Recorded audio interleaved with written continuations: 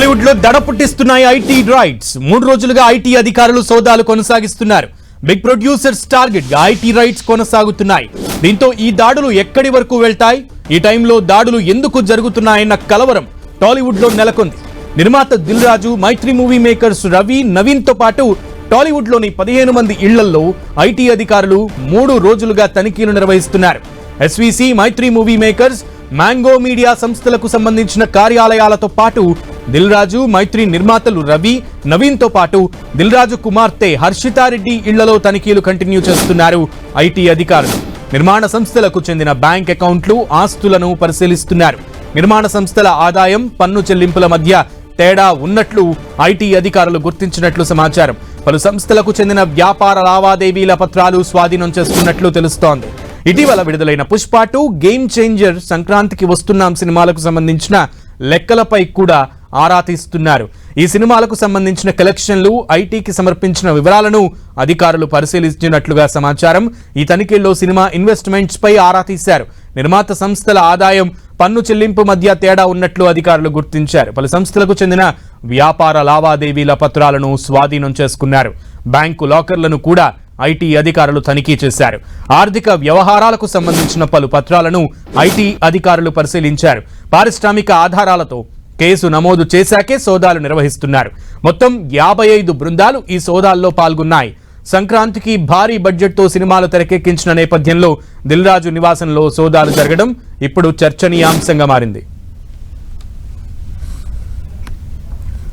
3 రోజులుగా, 1 కాదు 2 కాదు 3 రోజులుగా వరుసగా ఐటీ సోదాలైతే నిర్మాతల ఇళ్లలో కొనసాగుతున్నాయి. పూర్తి సమాచారం మా ప్రతినిధి కిరణ్ అందిస్తారు. కిరణ్.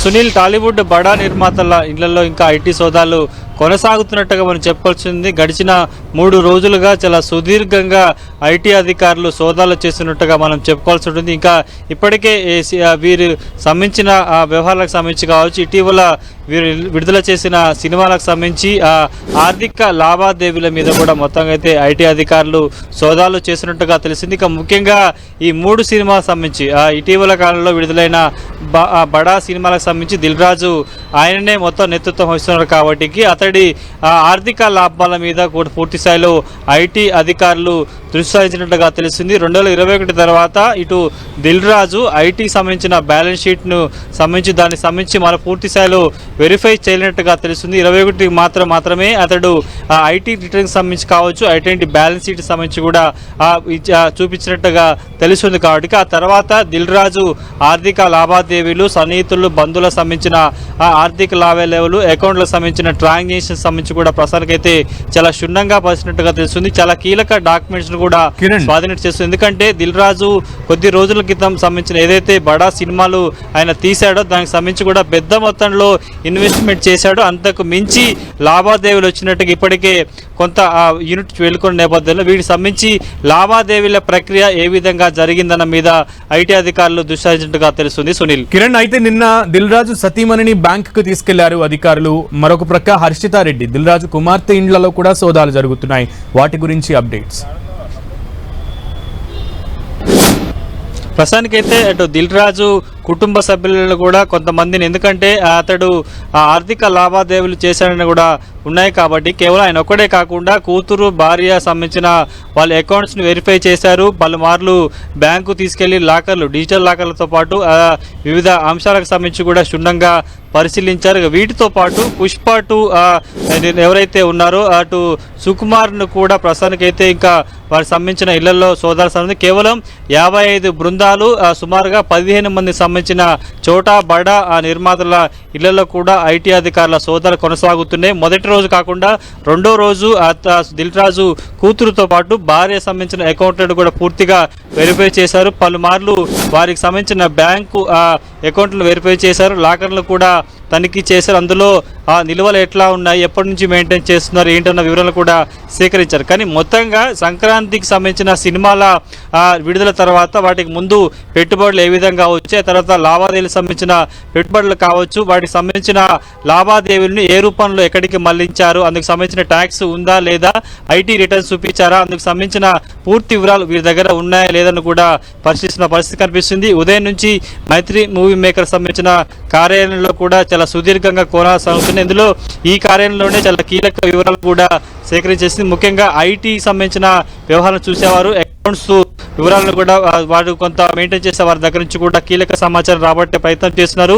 3 రోజులుగా చాలా సుదీర్ఘంగా 55 బృందాలు కూడా ప్రస్తుతానికైతే సోదాలు కలిసి, ఎందుకంటే తెలుగు రాష్ట్రాల్లో ముఖ్యంగా తెలుగు ఇండస్ట్రీకి సంబంధించి కూడా ఇంత పెద్ద మొత్తంలో ఐటీ రైడ్ జరగడం మనం మొదటిసారిగా చెప్పవచ్చు. ఎందుకంటే పాన్ ఇండియా లెవెల్లో తెలుగు సినిమాలు కూడా నరుగుతున్నాయి. దీనికి సంబంధించి పెద్ద మొత్తంలో పెట్టుబడి కావచ్చు, అందుకు సంబంధించిన లావాదేవీల వ్యవహారం కూడా కొనసాగుతుంది. కాబట్టి స్థాయిలో ఐటీ అధికారులు తనిఖీ చేసినట్టు తెలుస్తుంది. కానీ ఈ రోజుతో ఐటీ ఉన్నతాధికారుల సోదాలు ముగుస్తాయా, మరికొన్ని రోజుల పాటు సాగుతాయా?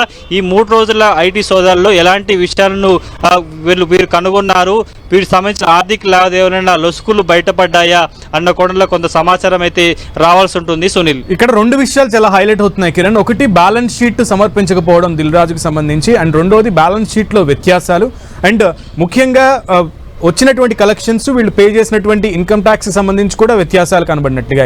ఎవరెవరు ఏ నిర్మాతలు ఈ వ్యత్యాసాలు ఉన్నాయి, ఏ నిర్మాతల ఇళ్లలో సంబంధించిన సంస్థల్లో?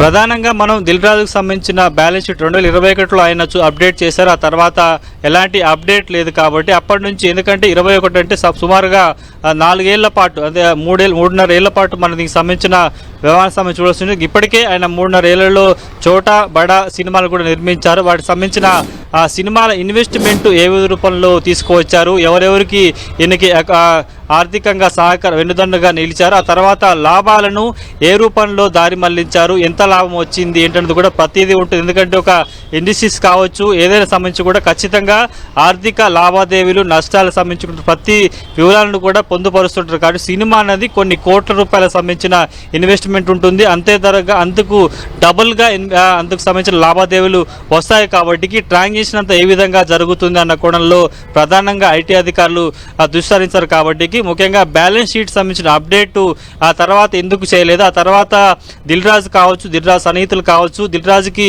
వెనుదండుగా నిలుస్తున్న మిగతా నిర్మాతలు చోటా బడా ఉంటారు, ఇందులో రాజకీయ ప్రముఖులు ఉంటారు, వ్యాపారవేత్తలు ఉంటారు, రియల్టర్లు ఉంటారు. కాబట్టి వారి రూపంలో ఏ విధంగా వచ్చిందన్న కోణంలో కూడా ప్రస్తుతానికైతే ఐటీ ఉన్నతాధికారులు కొంత దర్యాప్తు చేస్తున్నట్టుగా తెలుస్తుంది. కానీ మొత్తంగా ఎంటైర్గా గడిత 3 రోజులుగా దిల్ రాజు చుట్టే ఐటీ అధికారుల తనిఖీలు కొనసాగుతున్నట్టు చెప్పుకోవాల్సింది. ఇందులో పుష్ప 2, ఎందుకంటే ఆయన పుష్ప 2లో నిర్మాత చాలా కీలకంగా ఉన్నారు, అందులో కూడా షేర్స్ ఉన్నాయి. కాబట్టి ఆయన భాగస్వామ్యం ఏంటి, ఆయనకి ఏ రూపంలో షేర్ ఇచ్చారు, ఆ షేర్ సంబంధించిన లావాదేవీలు ఏ విధంగా కొనసాగించినది కూడా కొంత చూడాల్సి ఉంటుంది. కాబట్టి మైత్రి మూవీ యూనివర్స్తో పాటు వివిధ వ్యవహారాలకు సంబంధించిన వారు ఏ విధంగా ఆర్థిక లావాదేవీలు చేస్తే దానికి సంబంధించిన లెక్కలు ఏమైనా ఉన్నాయా, లొసుకులు ఉన్నాయా అన్న కోణంలో అధికారుల దర్యాప్తు కొనసాగుతుంది. ప్రస్తుతానికైతే 3వ రోజు ఐటీ అధికారుల సోదాలు ముగుస్తాయా లేకపోతే కంటిన్యూ అవుతుంది. ఎందుకంటే 3 రోజులుగా వరుసగా నాన్ స్టాప్గా జరుగుతున్న నేపథ్యంలో సినిమా ఇండస్ట్రీ సంబంధించిన పెద్దల్లో కొంత గుబులు పుట్టిస్తున్నట్టుగా మనం చెప్పుకోవాల్సి ఉంటుంది.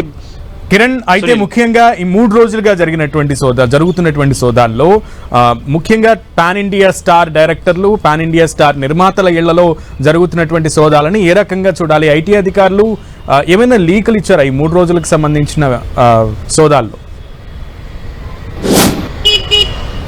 కొంత, ఎందుకంటే ఎప్పుడు లేని విధంగా తెలుగు ఇండస్ట్రీకి సంబంధించి కూడా పాన్ ఇండియా తరహా సినిమాలు తీస్తుంది.